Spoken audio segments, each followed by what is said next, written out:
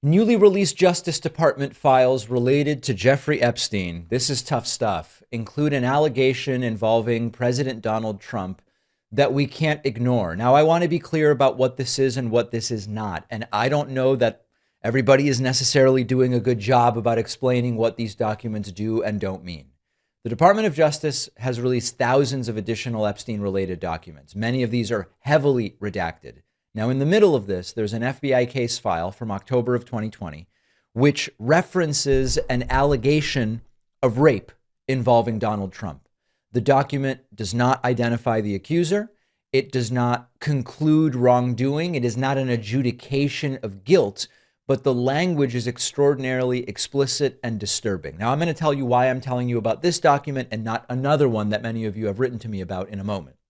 According to this document, an unnamed individual alleges that Donald Trump raped her and that this occurred alongside Jeffrey Epstein. The phrase "he raped me" is in the file referring to Donald Trump, and the statement continues with a description of being taken into a fancy hotel or building.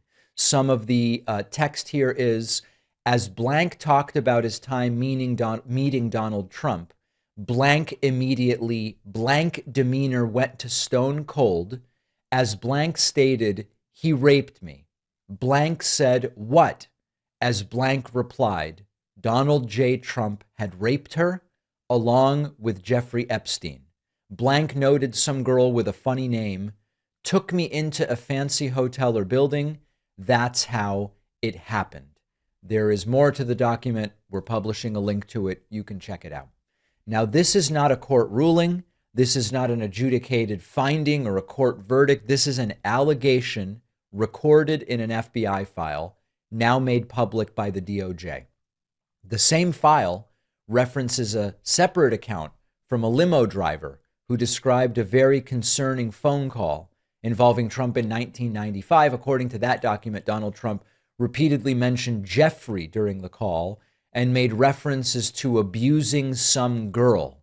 The driver's name and other details have been redacted. Now, in addition to the rape allegation, these new documents raise concerns and questions about Trump's relationship with Epstein, because we have that internal DOJ email we looked at yesterday, which states actually Trump traveled on Epstein's plane a whole bunch of times, more than had been previously reported. So there is a lot here, and the allegations are growing. Now, I'm going to tell you a little bit more about this document in the context of one that I'm not talking about. Some of you sent me a document that is in the files, which is an allegation from 2020, a tip received by the FBI, that Donald Trump in 1984 was on board a yacht in Mona Lake, Michigan. Mona Lake is this tiny little offshoot of Lake Michigan. Trump was on Epstein's yacht, and that a baby was killed and disposed of while Trump was on board. I am not bringing that to you as a credible allegation. Why? It doesn't really make any sense. If you look at that document, first and foremost, it claims that this took place in 1984, a time during which I believe Trump and Epstein didn't even know each other. The person who submitted that tip in 2020, 36 years later, mind you, claims that they previously had just shortly before reported it to police and had a conversation with a detective, but they don't remember exactly where the detective works or the detective's name. That doesn't really make sense.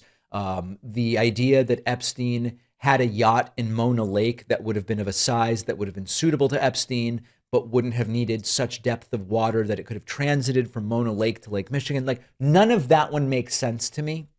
So I'm not reporting on that today, even though about a dozen of you wrote to me.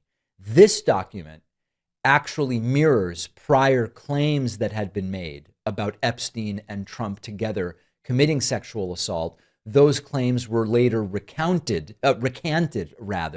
but it is in the ballpark of the sorts of allegations that we've seen before. So needless to say, what I'm telling you is this is an allegation. It's in the files. It is not proof of anything. Now, of course, Trump has denied wrongdoing. He dismisses it all as a hoax, and it says that it's really only Democrats who have anything to worry about here. The bottom line is, as far as I'm concerned, is the following.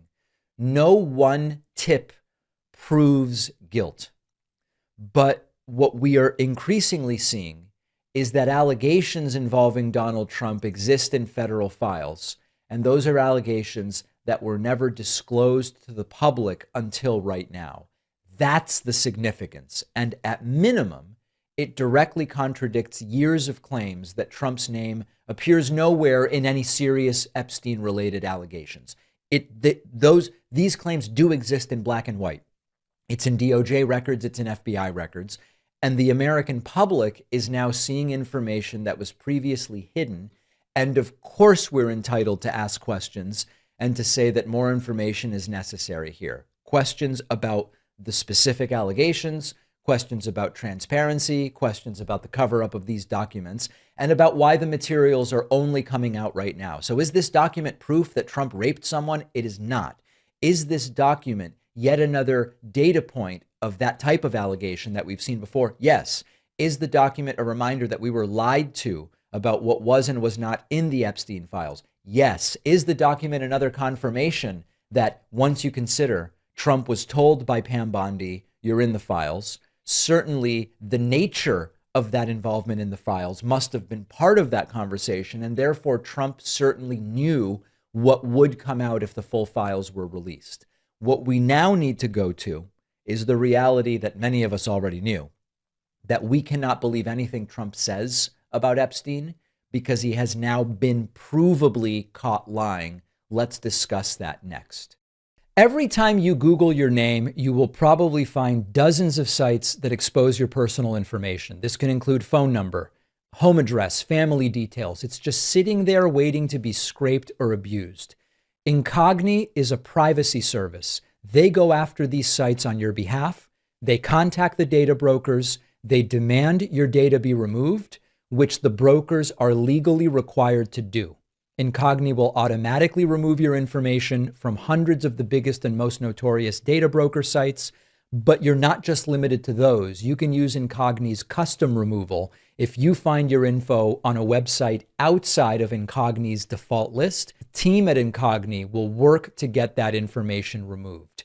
This is how you protect yourself and your family from identity theft, financial scams, harassment, even AI-powered profiling by ad companies. And Incogni's data removal process is the only one verified independently by Deloitte. This gives them a unique level of credibility. Try Incogni risk-free and get 60% off when you go to incogni.com/Pakman and use the code Pakman. The link is in the description.